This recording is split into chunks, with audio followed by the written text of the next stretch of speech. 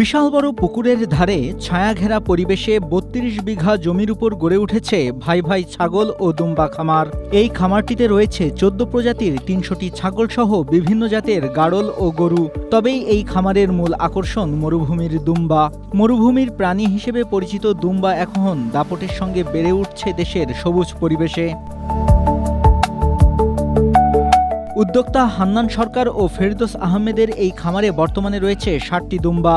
আসন্ন কোরবানির ঈদকে সামনে রেখে এসব দুম্বার চাহিদা বেড়ে যাওয়ায় দেশের বিভিন্ন প্রান্ত থেকে ক্রেতা ও দর্শনার্থীরা ভিড় জমাচ্ছেন খামারটিতে। মরুভূমির পানি শুধু মরুভূমিতে পাওয়া যায়, কিন্তু বর্তমানে আমাদের উত্তরবঙ্গে একটা খামার গড়ে উঠেছে।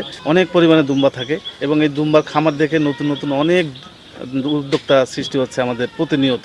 পশুগুলোকে সুস্থ ও রোগমুক্ত রাখতে ২৩ জন শ্রমিক দিনরাত কাজ করছেন। এর ফলে তাদের কর্মসংস্থানও হয়েছে। প্রথম দুম্বা যখন আনি তখন থেকে আমরা কখনো এখানে দেখিনি এই দুম্বাগুলো, কিন্তু টিভিতে দেখেছি, মানুষের মুখে শুনেছি, কিন্তু যখন আমাদের খামারে দুম্বাগুলো আসলো দেখে আমরা খুব আনন্দিত এগুলাতে। ২০০৭ সালে ভারত থেকে নিয়ে আসা মাত্র ২টি দুম্বা শখের বশে পালন করেন হান্নান সরকার।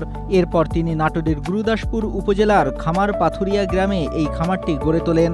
হান্নান সরকার জানান, দুম্বা লালন পালনের শুরুতে বাজারে এগুলোর তেমন কোনো চাহিদা ছিল না, কিন্তু সময়ের সাথে তাল মিলিয়ে বর্তমানে দুম্বার প্রতি মানুষের আগ্রহ বেড়েছে অনেকটা।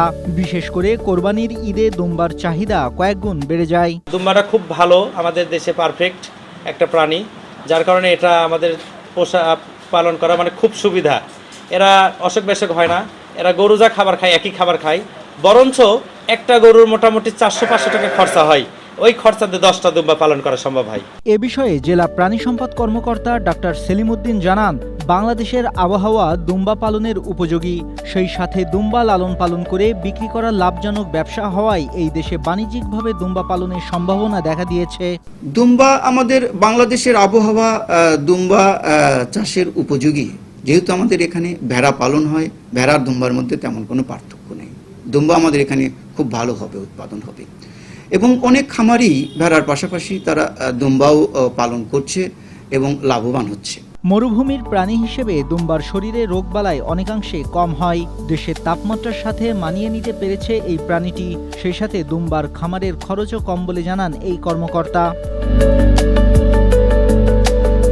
Desk report, Asia post.